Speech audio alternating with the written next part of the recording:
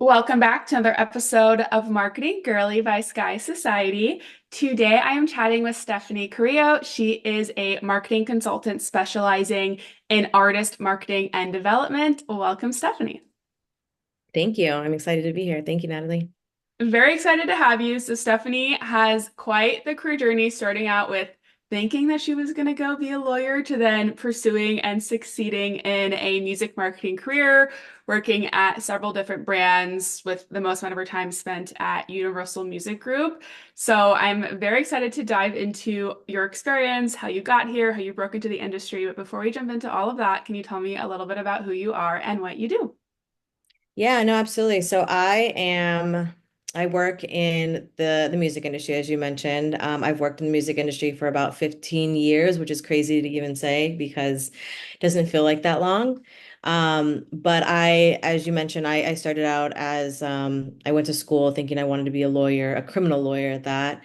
And I ended up I remember getting an internship at E Entertainment, and from there I mean, to keep it a little bit shorter because there's a lot of stories to share, but I pretty much found myself really just enjoying the entertainment aspect in the industry and like the parties, the connecting with other people and all of the events and everything that came with it. And so as I went back to school and I went back to college that summer or that fall, I kind of realized that maybe this wasn't what I entirely wanted to do. But I had already kind of pursued that. So I remember I graduated, I got an internship at a law firm, and then I randomly got a call from someone at HR in a Capitol Records actually, and they had a position that was open for me, and it was a really junior, just like beginner role, and I remember jumping into it. I just didn't care. I loved, it was crazy just to kind of walk through the doors of Capitol Records. And I think that was like that was pretty much where I decided I didn't want to go to law school. Oh my And from gosh. there, yeah, it was crazy. I mean, you could imagine walking into this like iconic building. And it was something that I never imagined before, and I never thought that I would end up here.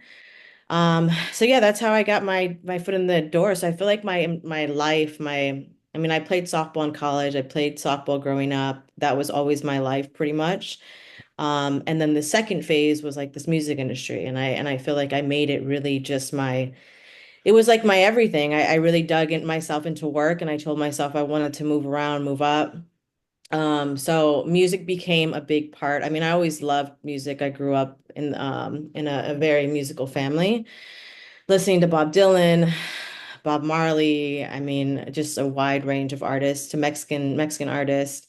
Um, so Well, yeah, I want to yeah. rewind for just a second because you casually mentioned that you just so happened to get an internship at E. Like that can't just like randomly happen. Like how did you get that? Especially working like you're going to school to be a lawyer. How did you get an internship there? That seems kind of hard to get. It is. It's really hard, and this is the part where it's really it's a blend of like who you know and networking, right? But it's also a blend of hard work. And in this case specifically, I went to New Roads, a private school in Santa Monica, and my brother's friend's dad was he worked at Comcast. It was Comcast. Entertainment was under Comcast at the time, and I needed an internship. And he was just like gracious enough to make some calls and ended up getting me in the door. And so that was kind of one of those Okay. experiences of like, fortunately, I knew someone, and it all worked out. But once I got it, I mean, he told me, he was like, once you get your foot in the door, it's really up to you to navigate your way through and kind of determine where you'll end up. So. Well, this role's where you ended, this is where you kind of made the connections that got you that next role. So what did you do? So you have this connect, you get the internship. Why do you think you stood out to them that they then called you and offered you an opportunity later on? Yeah, I think for me, and this is what I always say is relationships are so important.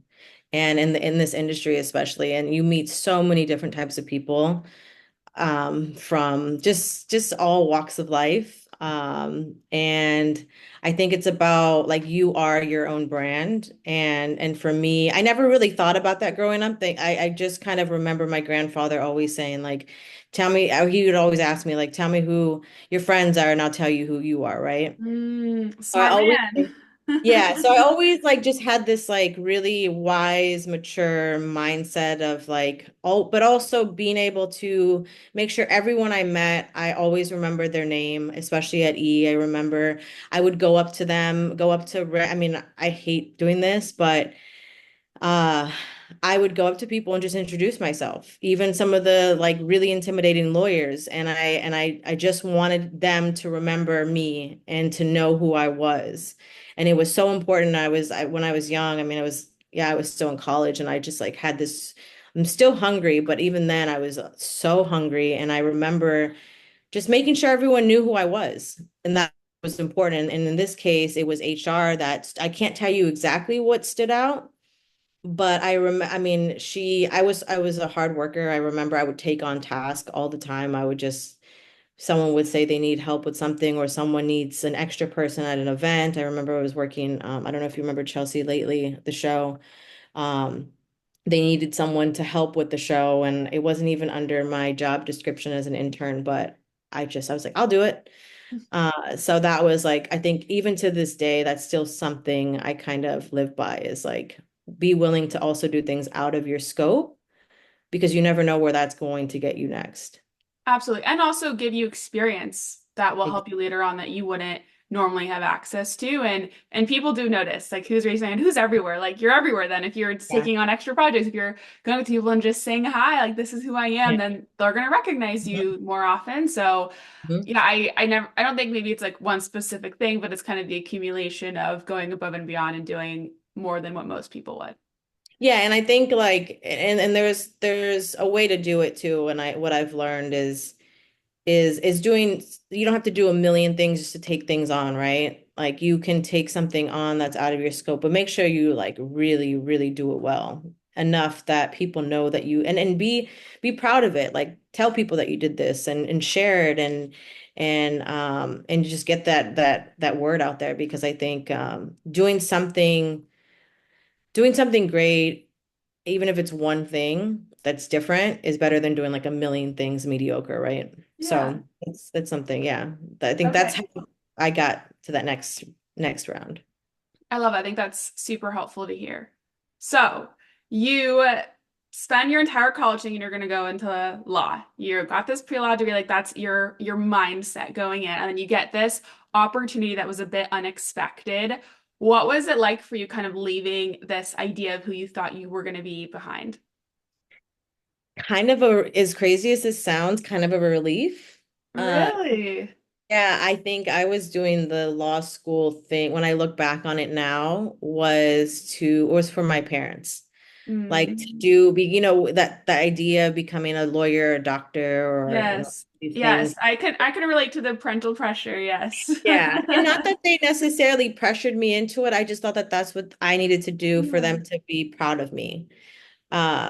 Which wasn't the case, but that's just what I felt at the time. And that was something that I thought was so prestigious and would make them proud. And so when I found music, and I found this industry and this opportunity, I took it. And of course, my parents were super proud. I mean, anything that I worked hard and would do, they would always be proud of me. So yeah, I think just ultimately a sense of relief, like this burden lifted off my shoulder because I was going after college. I was taking, I had to take the LSAT in order to actually get into law school. And I remember the LSAT was difficult. I was taking class, I was working an internship. I took a side job and I also was studying for this LSAT test, which was a job in itself. And so it was just really intense. And at that point, I was just really burned out by school.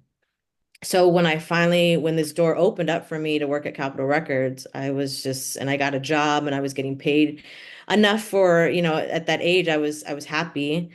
And yeah, I felt like I could make that decision to say, like, I'm not going to do this anymore and I want to focus on this. So I was like, thank God I don't have to go to law school. Like, I found another in that my parents were proud of. That's amazing. And I think that's kind of a sign that it was the right choice, is that it did feel like relief off of your shoulders. I feel like hard choices I made in my life, whether it be for career, relationships, personal things, is like they're really hard. But then when you kind of later feel that relief, that's kind of like the sign of like, okay, this was actually the right choice for me, even if it was kind of hard to make that decision. So that's Yeah, absolutely.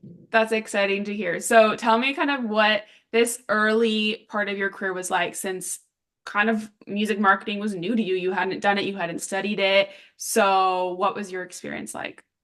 Yeah, so I mean, at this time, I remember this is like during this time was, and I feel so old even saying this, and when I'm not old, but I think during that time, this was when EMI, so Universal, there was a Universal Music Group, but I was working at EMI, which is under Capitol Records, or which EMI, Capitol Records is under EMI.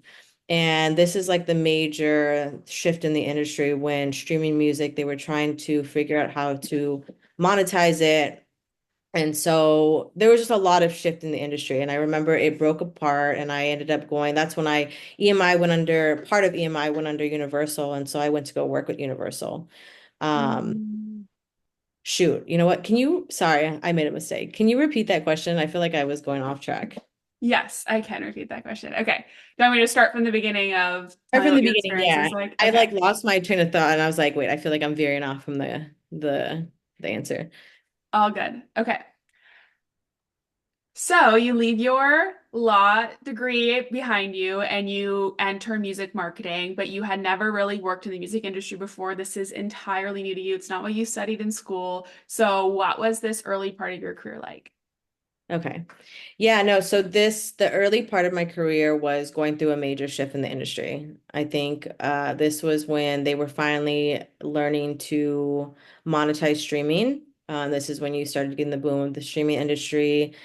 Sales weren't necessarily, I mean, it wasn't like going and buying a CD anymore, right? This was all, there was a lot of pirating going on. So it was a major shift in the industry. And so for me, it was also an opportunity to grow. It was an opportunity for me to find my in. As I mentioned earlier, when I first started at Capitol Records, I was in the legal department, working under business affairs, going through contracts, and just helping the lawyers with a lot of admin stuff. So when this shift happened, there was also mergers with some of the major industries in the major music industry, and so that gave me an opportunity to venture out into something different. And I ended up getting a job going into digital distribution. So my role hasn't always been marketing. It's been really, and I think this is what really gives me a strong understanding of the music industry, which goes into the marketing aspect of it, is really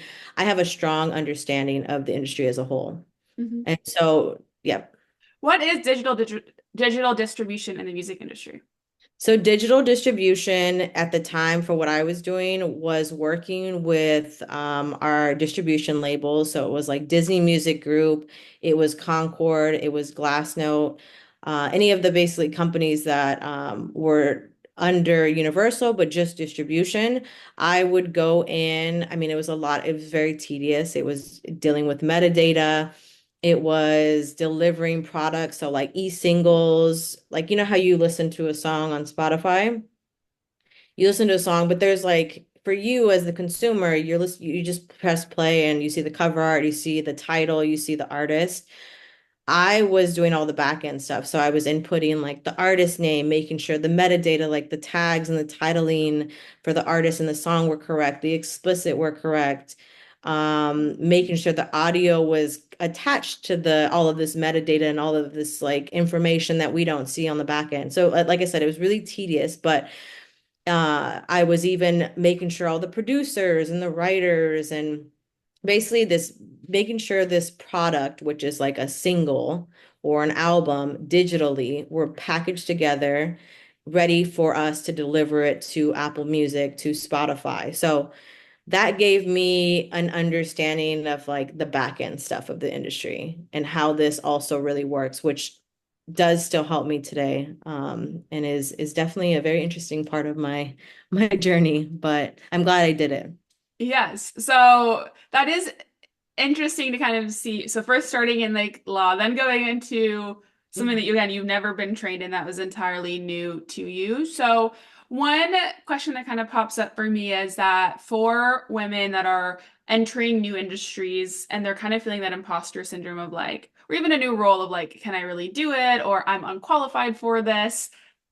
Are they even going to want me? Am I even going to be good at it? How did you kind of deal with just doing work that was entirely new to you and that you had never been trained in? Yeah, and let me just say the imposter syndrome is real, and I feel that even, I mean, even after 15 years of experience in the industry, like I think back, I'm like, do I really know what I'm talking about? Or so I will say that even now I still feel that. So it's completely normal. But I think what I do is just um I mean, I was staying up to date with everything and I was really understanding. I would go up to, I remember making an extreme effort to connect with people in my department, like at all levels and really understand, set up meetings and like if I didn't know something, don't not being afraid to ask questions, but making sure that like I took notes and I didn't want to keep going back and forth to people and asking them the same questions. So I made sure I took really detailed notes. I made sure that I would look back at my notes. And I think really just setting up time with every person to understand what they do because that helped me in my role. And Mhm. so aside from like understanding, keeping up with like, and I still do this today is even like looking at, different websites and just keeping up to date with the music industry. But making sure, like I said, just asking those questions, taking detailed notes and really trying to understand what everyone's roles are in your department because it all kind of it does come together and helps you with your role. Yeah, absolutely. Okay, so you transition over to Universal Music Group and your role starts to evolve again. So you're doing some digital distribution, move into commercial partnerships. Can you talk to me about how your career and role started to evolve at kind of this new stage at UMG? Yeah. It's funny. So now how I made this jump was when I was working in the digital distribution side, I was in Woodland Hills, which is like in traffic. It takes about an hour from where I live, which is awful. Like I hated it. I Yes. loved my job. I mean, I was excited to work in my job, but I hated the commute. And so I was like, I need to get to Santa Monica. How do I get to Santa Monica? Because I lived on the west side. And it really as simple as that. And I remember every single day I was looking for jobs. And once you're in a company, it's fairly, I'm not going to say it's easy, but it's easier to make connections and to kind of move around. So that's why they always say like just get your foot in the door. Um, and I saw this open position for account coordinator. And so I was making that lateral move, but for me it didn't even matter. I just wanted to get to Santa Monica. So it didn't matter what the role was, you're like, I just need to live somewhere I or need work to somewhere live else. closer to home. Like that was my goal. And yeah, I got this account coordinator position in commercial partnerships. And that was again something new for me. That was kind of the other side. Now this is like the relationship side. This was working with Apple Music. I was working with Google Play at the time, which is no longer a thing, but Google Play, YouTube Music. And so working with these accounts, Deezer, and really just helping them. We maintain those relationships in my role, but I was also doing like a lot of data, collecting data in terms of like playlisting. If there were issues where the different labels, like Republic or Interscope had just different technical issues, we would basically go back to these partners and work with them. So again, it was kind of like really tedious work. But with this, I ended up working with Musically at the time. So Musically became a partner of ours that we had to manage the relationship. And at that time, no one knew what it was and didn't really understand. And this is like when influencers were becoming a thing or starting to. And so I remember my boss at the time just said, there's this account. It's called Musically. I don't know what it is, but you need to figure it out. And I was like, oh shoot. And I was like super stressed. I was like, I don't know what this is either. And so, but thankfully they were actually right down the street in Santa Monica. So I would just spend so much time with them. And this goes back to what I said earlier about like learning something new, right? Is like I spent so much time with this musically team and truly understand what they were doing. I met influencers, creators at that time. I built those relationships. I just really immersed myself into this new world that I knew nothing about. And this world ended up being a great world to be in, actually. I was able to create the first influencer network at UMG, which was essentially working with all of the relationships that I had built with these influencers and Musically, which is now TikTok. And I worked with all of our labels to build campaigns out, marketing campaigns. And this is really where I think my marketing background really picked up and I really got the start. And so I was building out just different campaigns. Like we Can you did share influence. an Yeah. example of one of them? Yeah, we were doing influencer meetups. So it was a big thing to get artists in the same room with these influencers and just create content. Like that was the main thing. And I remember we did it for Sabrina Carpenter, which is so crazy to see how Oh my massive. gosh, now. Yeah, she's huge now. And it's so I remember telling my boyfriend actually we were passing the forum and she was performing there and I was like it's so crazy to see she was a Disney artist at the time Oh and she wow. was smaller and I remember we were just trying to get we did this influencer meetup at Universal in Santa Monica and we basically rented out a room well we rented out a room within Universal and we set this up as like okay she's going to perform this is going to be a special treat for some of these top influencers on Musically and they have like millions of followers. So they were going to post her, they were going to create content, authentic content that, went with their accounts. And so, yeah, she showed up. I mean, I don't remember how many people were there, but there were at least like 50, especially with influencers that had a large following. So So is the she, goal that you got so you have the artists, and then you bring together the influencers and you do an event so that the artists are getting like posted on social and more reach and Mhm. awareness, or Yep. is it so that the influencers like use the artist songs for videos and TikTok try to make the songs go viral, or is it like a combination of It both? was both. It was both. Yeah. Okay. For them, the incentive was like they got to meet one of their favorite artists, Yeah. Sabrina Carpenter, right? And that was super cool for them, and they were just excited to be there. And for Sabrina Carpenter, she had just released I forget what the her release was, but it was, I believe, for one of her songs. And so she performed it and yeah, I mean, after she performed it, she went and created content with these influencers. So it was an even exchange in both ways. Like you said, it was she benefited from it because she was able to get exposure and reach through their followers and by them posting, but they also benefited because it was cool for their followers. It gave Yeah. them content. It was one of their favorite artists.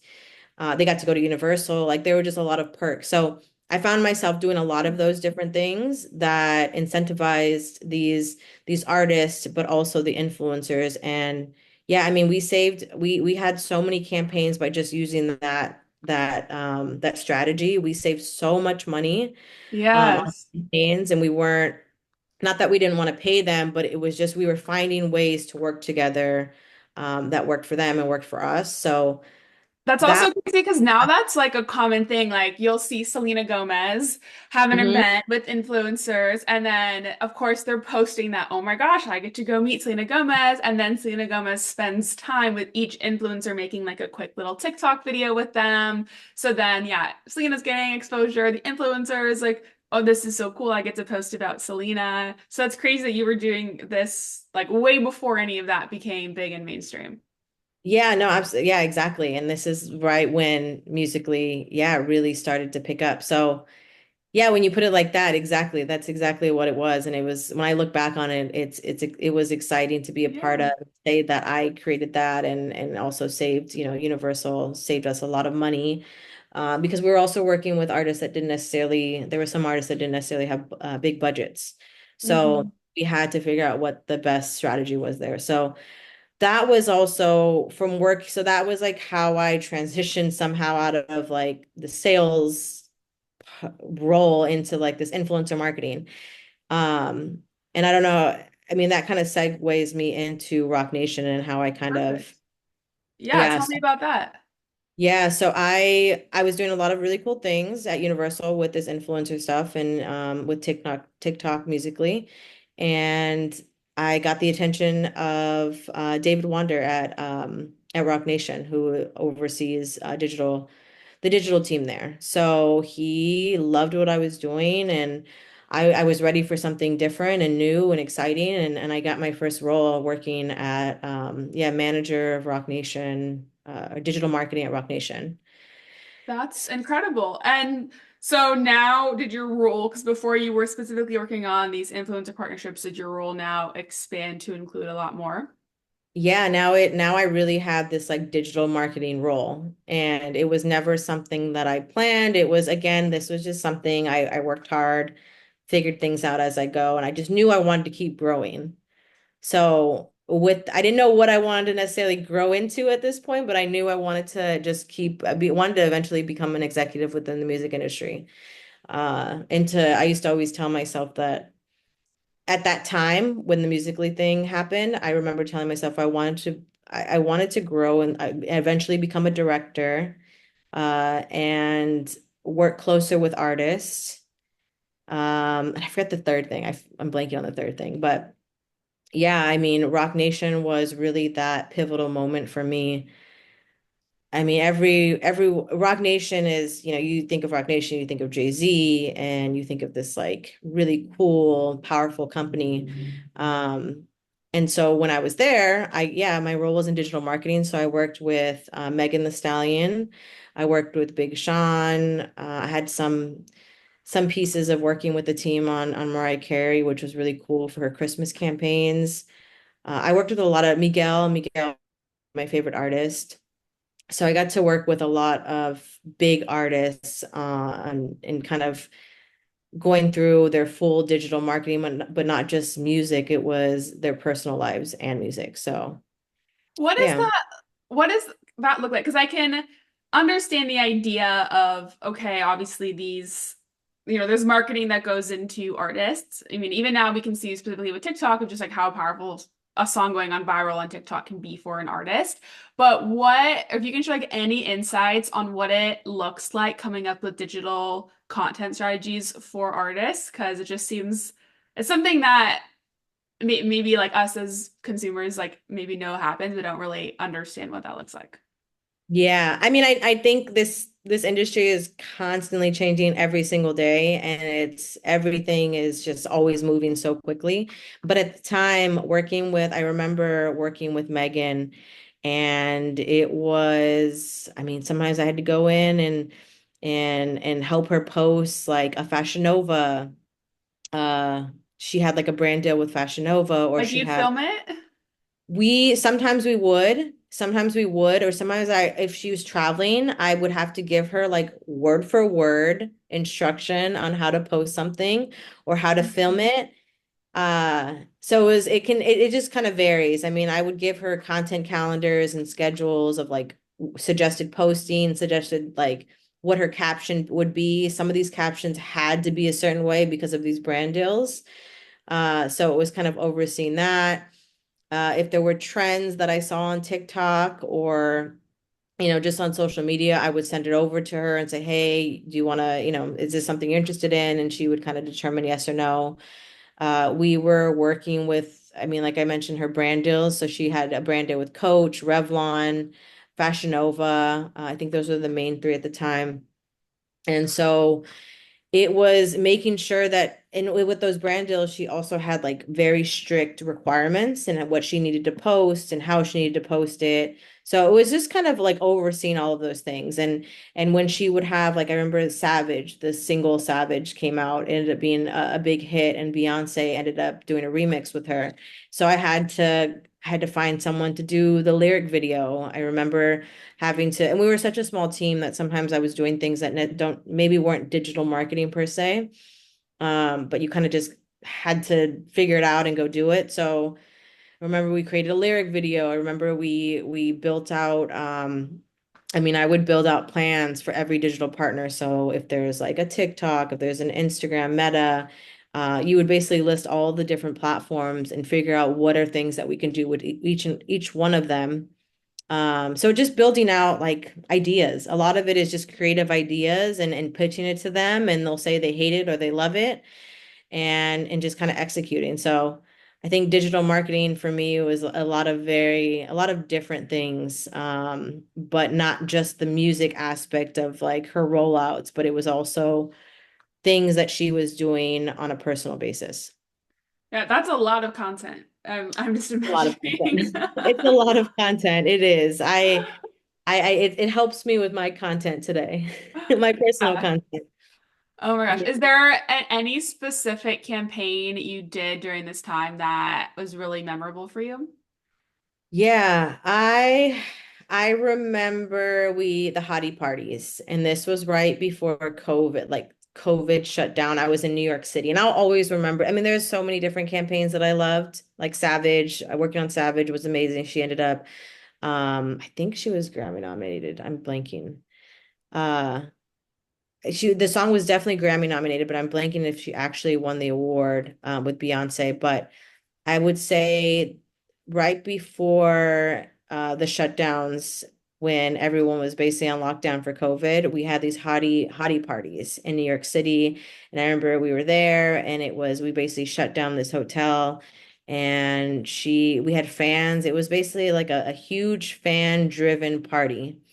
It's like the last thing you wanted to probably do during COVID Yes. or as yeah, it probably this was the last party before all the shutdowns, basically. But it was such a huge success. I remember fans were just going crazy, and it was so intimate, and Megan was just she was just so fun and full of life. She loved her fans. She loves her fans. So it was a really cool experience, just kind of putting that all together. I had to make sure I got content. I was just using my phone to grab content for her. We ended up doing like recap videos, and I think we utilized that for TikTok too. But I think her hottie parties, which I think she's brought back and made it like a bigger scale. Oh, Uh, cool.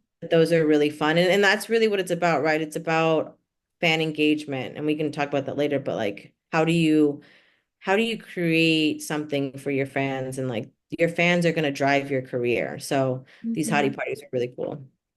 Interesting. And then, so you're getting all this experience now working, so not just specifically with influencers, now you're working like holistically on content. The pandemic hits. Is this Mhm. kind of when, I know after this role you went back to UMG again? Is that kind of what drove that decision? Or I'm imagining too, because artists are so much of the fan engagement is like concerts and those events and like doing a lot of in-person activation. So how did the pandemic kind of shift your role? And then if you could talk about your transition back to UMG. Yeah, the pandemic actually shifted my role a bit in the sense that somehow I ended up falling into, I did sports marketing for a little bit at, Interesting. yeah, and I don't know exactly now that I think about how it fell into my lap, but at Rock Nation, I was doing sports marketing, and Mm. I growing up playing sports, I thought that's what I thought it would be interesting because like I said, I played sports my entire life, and I tried that for a bit, but it was just so hectic, and I think things just got really hectic. Everything during that time was we were working so much more, and I was just getting I feel like the load was just getting heavier and heavier, and we were working at Rock Nation for me was a really great time, and I learned so much, but the team was just really, really small. So it just became a lot. And I think during the pandemic, we were having to figure out like how people were doing live streams and nothing was in person. I was working with AC Milan, which was this Italian soccer team. I was having to wake up at 6 in the morning. So the management life is really crazy and intense. And I just decided that, my time at Rock Nation, I think, was done for me working with management clients because management is very different than working for a label. Management is like really intense because you're overseeing their entire life, like I mentioned earlier with like Megan. So it just gets really intense. And I think with the pandemic, things were already intense with just like personal lives and things shifting and things just being so different. I saw an opportunity to I saw an open role at Capitol, and it was actually a little bit higher of a role. So I also just saw it as an opportunity to grow. So there was no Yeah. real reason why I left Rock Nation other than I was just ready for a change. Can And you so yeah, sorry that's okay. real quick before you move on, is that you mentioned like management versus label. Can you explain that, the difference between that real quick? Yeah, so the management side of things, like Rock Nation and management companies, an artist is essentially has a management team, right? Some people have just like one person, some people have a company backing them, and then they have assigned people. So at Rock Nation, Megan is part of the management team or one of the artists that we managed at that time. And with the management side, even though I was on the digital marketing side, it's overseeing not just their music. So it's not like at the label, you just care about, for the most part, right? Like their release schedule. Like if they're going to drop an album, if they're going to drop a single, how are we promoting it? What are we tying into it? And then once that cycle kind of ends, then we focus on the next release for whoever it is. But with management, it's everything. It's the music side, but does she have, or did we get her a brand deal? Does she have a brand deal? Is she going to go and tour? I mean, there were just so many, you basically are handling their whole business aspect of things. So that can be a lot of different things. Hopefully I don't know if Yes, that yes, kind of yes. broke it Because up. I'm not super It's into a it. lot. Oh Yeah. yeah. Yeah, I would say that helped for me because I just don't know so much about the music industry. I would just say the management side is just the whole aspect. It can fall into their whole aspect of their life, and all of their different deals. If they have a shoe deal, if they have a clothing deal, you're overseeing all of that. Now with the label side, it's really just focusing on the music and the releases. I mean, you have brand stuff, but they usually tie into the music in some way. So that's kind Got of it. how it's broken up. Yeah. Perfect. Okay.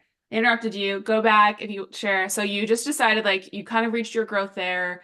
Wasn't sports, you realized like wasn't really for you. So you applied to a new role that was a little bit kind of above what you were doing before.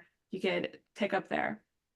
Yeah, so I mean, this was a crazy full circle moment for me because when I mentioned earlier, my first job in the music industry, like real paying job, was at Capitol Records. So now I was ending up back with a very was what I also mentioned earlier. Like I wanted to be a director. I wanted to work close Yeah. to the artists, and now I'm back at Capitol Records doing something very different than what I started. So it was a very surreal moment for me, but also this was during the pandemic, so we weren't working in the office. I was working from home, but it was exciting for me. I was kind of, so to speak, back home. I was working as a director of digital marketing, and there were a lot of changes there. I mean, the music industry is changing all the time, and that's you kind of just have to keep up with it.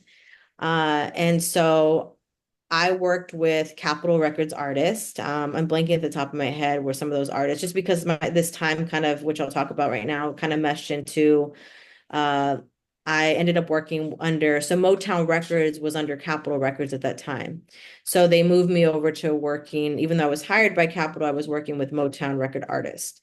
And at that time, they ended up splitting. So Motown ended up splitting, and now I was just working for Motown. And because of my role at Capitol, or I'm sorry, at Rock Nation, because I was doing marketing, I was doing digital marketing, I was doing brand stuff, I was doing a lot of different things just because that's how we kind of operated as such a small team. Like and everyone was just like, if you can get it done, get it done. And so during my time at Motown, my boss at the time, Brian Nolan, who I really admire, he saw a lot of potential in me. And he's like, hey, why don't I see these campaigns that you're doing, and they're not like they're amazing. But I think you have potential to go into not just digital marketing, but like traditional marketing. Like I'm looking at your plans, and you just have like you can tell the whole story. So during that time, he transitioned my title into, it was like a dual title, which you didn't really see at that time. And it was a director of marketing and and digital marketing strategy. So I ended up working with, I would have artists that I would, or smaller artists that I was developing, and I was basically doing the whole plan. Like I was doing the marketing, I was doing the digital marketing, their whole scope, and it just made sense to me. It made sense to me because even to this day, digital marketing is pretty much, I mean, there are differences in traditional marketing and digital marketing, but digital marketing is so much now, and it's really become how we consume things, we consume content. So it's kind of like blurred lines, but it just allowed me to really hone in on an artist and create the full plan from the ground up and not have to worry about like, oh, is this I can only do digital marketing or I can only do marketing. Like I was Yeah. able to tell the whole story. Um, and I forget the time period, but again, these kind of all mashed together. And so then Motown went back to Capitol. And that's how I ended up going back to Capitol Records, and I ended up just deciding that I wanted to just do marketing. I no longer wanted to focus. Digital marketing can be a little bit in the weeds. Um, it's like it can be sometimes posting, helping post, like it's a little bit more tedious at times. So I wanted to just, in marketing in the music industry is like project management. So you're able to create the timeline, you're able to create like the full creative branding of an artist and what their release is going to be, like the narrative. And so for me, that I wanted to focus on that, and I kind of just wanted to take away the digital aspect of it. So that's kind of where I ended up last at Capitol, was working as a marketer, and which is like a project manager too. So that's why I was working with Ice Spice. I was working with Leon Thomas. I was working with Young Miko. I was working with, trying to remember. There were a lot of different artists, but those were the main artists that really took up the most of my time. And then, same question I asked you earlier, is there a favorite campaign that you worked on during this time? Yeah, at Capitol, working with Ice Spice, we did a New York Post, the newspaper. I thought it'd be really cool. She was like, I think this was around the Princess Diana song with Nicki Minaj, and they're both from New York, and we thought we would do like a huge New York takeover, and I was like, it'd be really cool. I remember I saw Supreme do it with where they took over the New York Post newspaper and they made like a custom front page, and I was like, it would be cool, like Nicki Minaj is naming Ice Spice the people's princess of, especially of New York. And the song Princess Diana just feels like a perfect opportunity to do this. So I remember I hit up someone at New York Post. I was like, we have the song. It's going to be a massive hit. We want to take over the streets of New York City. We want to create a newspaper that's custom, that feels like breaking news, like, read all about it type feel. And yeah, we brought it to life. And I think for me, that was so cool because it's really experiential. Like this goes back to the fans. Like, how are you making this world fun for the fans and bringing them into it and making it feel immersive? And it's so cool to be a part of something like that and to bring it to life. So that was really fun. We also did something around her album, Y2K, which was, we did Metro cards. Same idea. I was like, how do we need to cement her as the artist of New York City is her city. So Mm. I remember I reached out to someone at Metro, and I was like, it'd be really cool. And this is like a long lead time. I forget how long, but this is something you have to reach out to them like months and months in advance. So we had the concept. She had said that she wanted to release an album. So I reached out to them immediately, and it was like, it would be cool if we had a custom Ice Spice Metro card. Like fans would love that, go crazy. We would have it at major stops. Yeah, and it took going back, and we had to keep going back and forth with Ice because she didn't have her creative for her album yet, and we didn't even have photos, and it was very early. So it was like having to maintain these conversations, but also maintain expectations because we also didn't have any creative, but I wanted to get this done. So yeah, I mean, these cards are out there if you Google Ice Spice Metro card, and the fans loved it. They were taking pictures. And again, Aw. it's just so exciting when you have an idea and then you see it come to life and you see fans just absolutely love it. and it Hmm. drives them crazy. I think for me, that is the part that keeps me inspired and it keeps me excited about what I do. Yeah, and now they don't even have Metro cards. I think they got rid of them now. So that makes it even Yeah. cooler that Yeah, uh actually, you're right. I forgot about that. So I think yeah, that might have been the last one they did. yeah, yeah.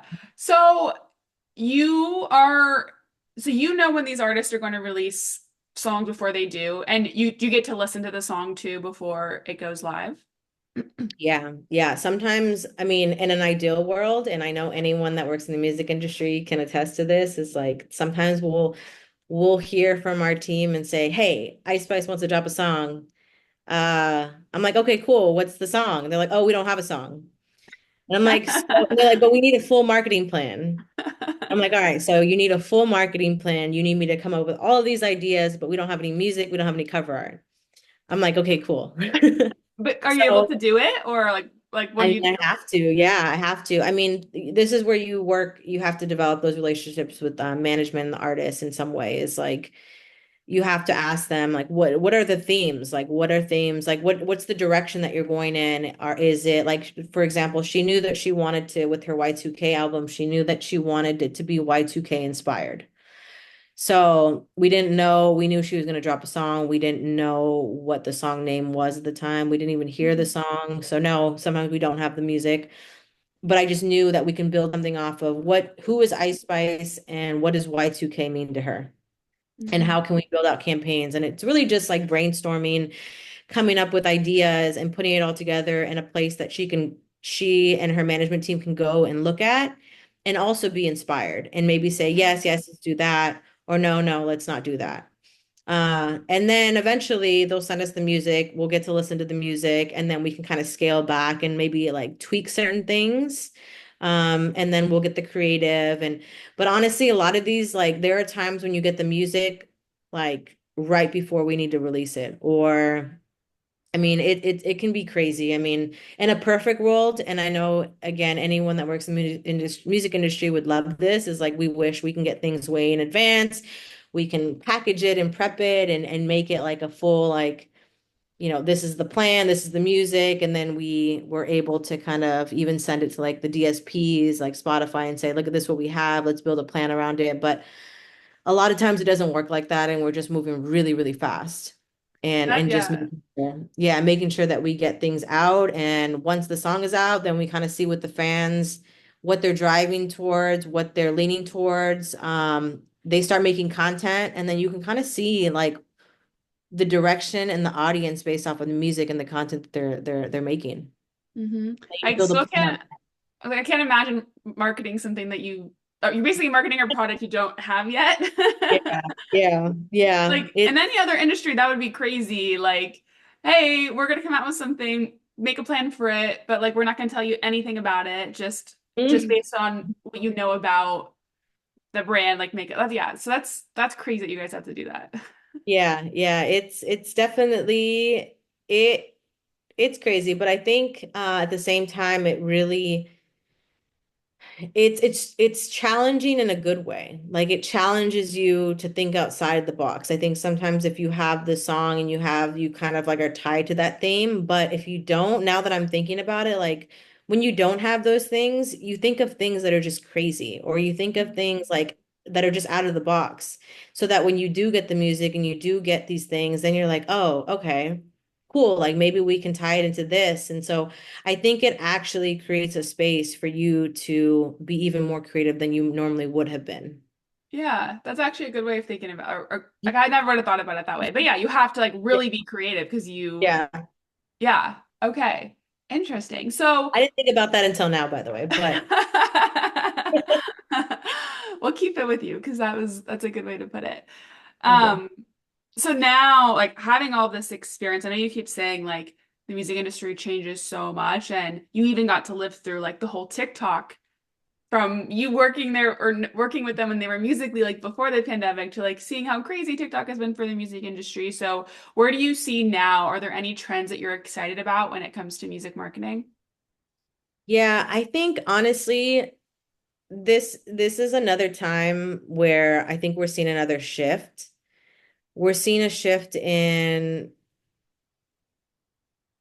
working, I think with a lot of brands and artists, like working with influencers, I think there was a time when you would see like someone with 4 or 5 million followers, and you're like, oh, we had to create content with them.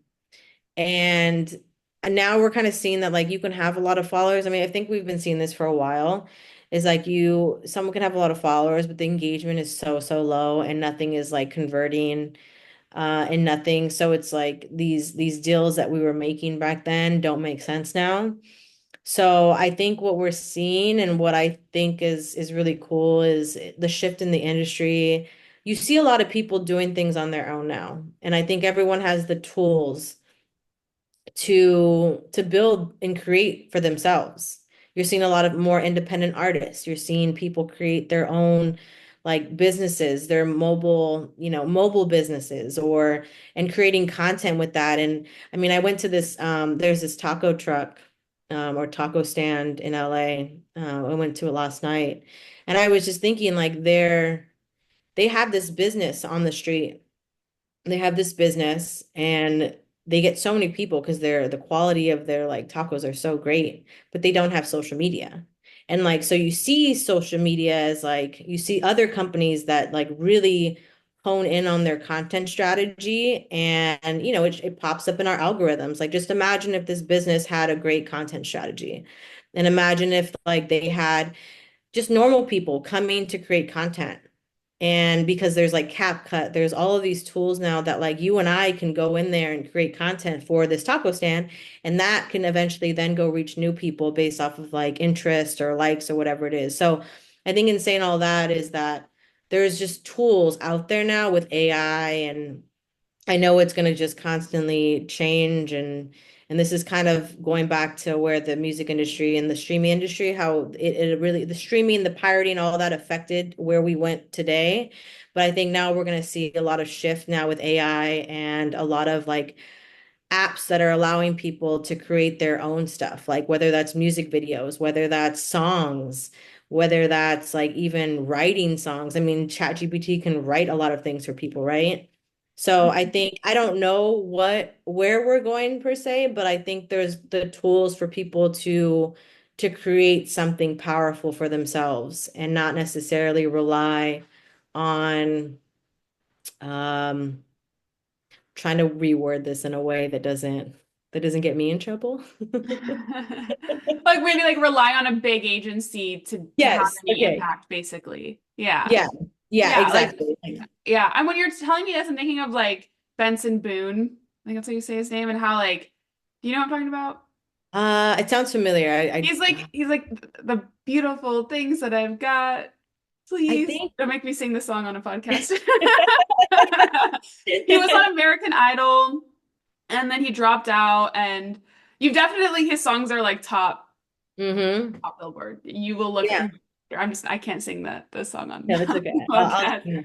Yeah. But he is getting millions and millions of views for his songs. Like he basically made himself go viral by just making these like crazy TikTok videos of him singing his songs and like his journey. And so I feel like it's also been really interesting to see that, as well as maybe hmm before some like a small artist like needed a label. Like you need the label to then produce and like, grow and stuff, but some artists can go about it a different way where they can get that momentum for themselves first on social and like prove themselves out before going and getting a label. So I think it's, Exactly. And yeah. it's not to, sorry, I didn't mean to cut you off, but that was a good point because I remember someone reached out to me recently and was like, "Hey, like I really want to get signed to this label. Can you introduce me to A&R? Can you like get me in the door?" And I remember going to their page and they had like 2,000 followers or something, right? And they maybe had like two or three posts. And I had time that day and I was just like, let me just give this person like a real answer versus just like, oh no, I don't, just kind of like brushing them off. Hmm.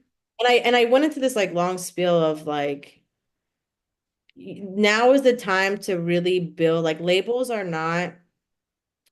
looking, I mean, there's still, I'm sure there's like talent that they'll sign that don't necessarily have the following or they don't have, the fans already. But a lot of times there's so many artists that come through the label, and the one of the best things that you can do for yourself as an artist or an upcoming artist is like build for yourself first. And Ice Spice actually did it. Ice Spice, like she created her own content, she created her own music. She built a following before she even got signed, or she even got the attention of a major label. So, and that's basically what I told this guy. I was like, focus on being authentic, focus on being consistent with posting, releasing music, like really create a fan base, even if it's small, and create like your own, who are you and what sets you apart. And I think if you can do those things, then you'll get the attention. Like they're not going to listen to me, and like they want to see what you've kind of built for yourself, and how that shows. And so um I lost my train of thought. No, I 100% agree.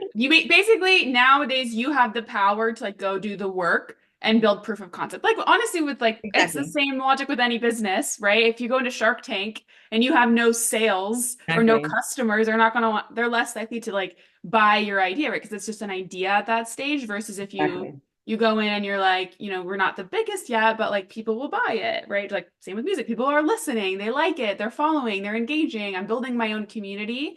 And like that also shows that you're gonna work hard when they do sign you, right? Because you have Yeah. already put in the effort. You're not just like, yeah, sign me, do all the work for me, and I'm good enough, I'll be famous or whatever. Exactly.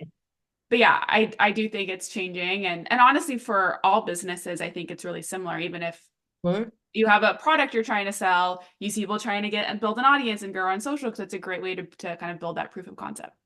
Yeah, and then that's actually a perfect segue to like what I'm doing now. Like Yes. that's why I really wanted to. I have so many other passions outside of, like, I've been in the music industry for 15 years. I have passions outside of just music. And I realized that I've been building these things for artists and for other people, and I still enjoy it, but I've been building things for other people. And now I want to build something for myself. Like I want to, like, what are my passions? I love coffee. I love, I haven't worked out yet, but pre-baby, I love working out. Like I loved eating healthy. Fitness is like a huge part of my life, and is always with sports and whatnot. I love animals. I have 3 dogs. And I love music. So I'm like, how can I create all of those things and also still be able to spend time with my baby? And so I've been fortunate enough to work with emerging artists and kind of work with different brands. I've been working with Balanced Dog, who is a mobile grooming business in Los Angeles. And so I've been able to incorporate my marketing skills and my passion for brand building, but also my passion for dogs. Like I love dogs. So I've been able to help build up their events, and different marketing around their company. I've been working with a fitness company, which is an in-home, premium in-home, mobile business, which is basically like bringing the gym to people's homes. So for people that don't like, traffic is so crazy in LA. So I've been working with that brand, and it kind of, for people that don't want to deal with the commute, they just want someone to show up at their house and basically just guide them through a full workout, but with all of the equipment that you would essentially have at a gym. So I've been working with a company like that, and another indie label I've been working with on artist development. So I've been able to, I think, in this stage of my life, build something that is not just music, even though music is still my prime focus. And it's like I have 15 years of experience. I'm also now able to think about things that I genuinely love on a personal basis. And how can I work with companies, like you said, like, because there's so many tools out there to build things and to create content. And there's people starting their own. I think ever since COVID, like people are starting their own companies and their brands, like they're making dog food, or they're creating like little dog jewelry or whatever it is. Like people are creating their own businesses from Instagram and just their creativeness. And they need marketing. They need marketing, and they need to understand, like they know how to build their business, but they need the aspect of creative marketing. And that's where I come in, and I'm able to build their brand from the ground up. That's amazing. It's also really cool to see how everything in your career kind of led to you now being able to apply what you're passionate about. Yes, the music industry, but also getting to explore other areas and just how your background in law gave you a unique perspective on your music career. I imagine that these new industries that you're going to start tapping into and helping will also kind of blend into how you work with one industry versus another, of just kind of getting that broader perspective on everything. So, very Absolutely. inspiring to hear your journey. Very cool to see all the pieces come together. My last question for you is just to have any last advice that you want to share with women in marketing, or maybe someone who wants to break into the music industry like you did. Yeah, I think and this is something I really always say is I never, especially now where I am in my career and just in life, is like the main thing is like never burn bridges. And that's like with any that's just life, right? Because you truly never know, especially in the music industry, it's so small. And then you realize the world is actually so small. I've run into people that I never thought I would see again. And so you just never know where you're going to need someone. You never realize someone may be an intern, and this is actually a real life thing. I worked with an intern who's now doing great things and is moving up quickly, and I may need her one day. Like, so it doesn't matter if they're an intern, doesn't matter if they're whatever it is, a college student, like just always respect people, always network, always build, never burn bridges because you never know if you're going to need that person or where they'll be. I think also always be willing to learn. I think with this industry specifically, or even just the world, things are changing so quickly. And you kind of you really, really need to stay up to date with everything. And you need to, like, I've been researching AI, I use AI. I know that that's kind of where we're going and, or where we are now. And so I'm just like, I throw myself and I immerse myself into these things and read up on them because you need to stay up to date with everything, right? So just constantly learning. Uh, and I think finding your voice, I think for me, I didn't always have a voice. I was a little not, wasn't like timid per se, but like when you're in these big executive meetings, it can get really scary. But as long as you remain like authentic and true to yourself, I think even if it's a small idea, always just say it. Like don't be afraid to speak your mind and your voice because you never know what that small, that small idea could turn into a big idea. Someone may think of something and bounce off your idea. So I think always just like don't be afraid to speak up. Yeah. And people say things all the time that you're like, what did they say? Like even at high levels. So it doesn't matter where you are. I would say, yeah, just find your voice and remain authentic. Well, I love that. Stephanie, thank you so much for coming on Marketing Girly. You were an absolutely incredible guest to chat with, and I appreciate your time today. Yeah, thank you so much. I really enjoy this and I appreciate you bringing me on.